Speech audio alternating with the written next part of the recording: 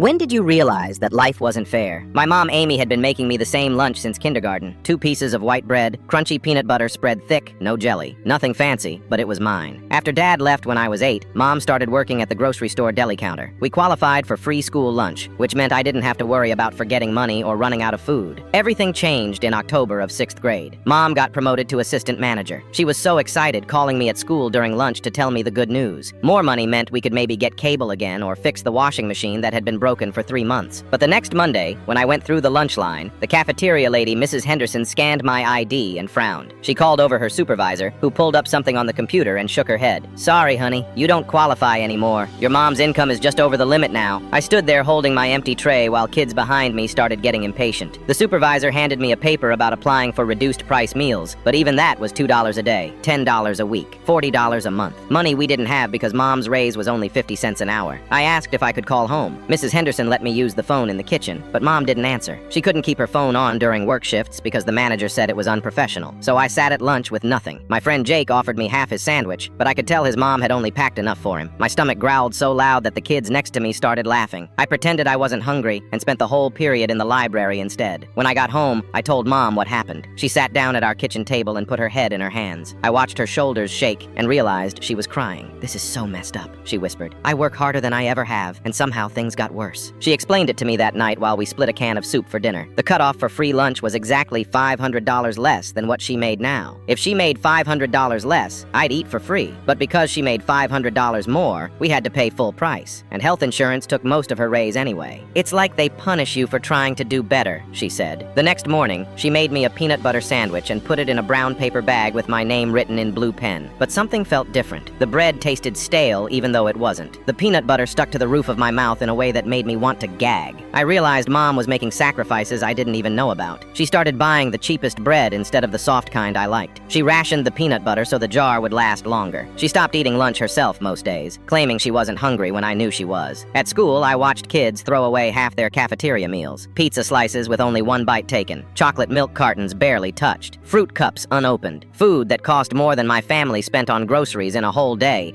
just tossed in the trash because these kids were full or didn't like what they got. Meanwhile, I ate my sad peanut butter sandwich and tried not to think about how unfair it all was. The kids whose parents made enough money to not worry about grocery bills got subsidized meals. The kids whose parents made too little got free meals. But kids like me, whose parents made just enough to disqualify us but not enough to actually afford it, got screwed. By December, I started skipping lunch altogether. I told Mom I wasn't hungry, but really I was saving the sandwiches for her. I'd stuff them in my backpack and bring them home, claiming I forgot to eat. She was getting thinner and I could see her ribs when she changed clothes.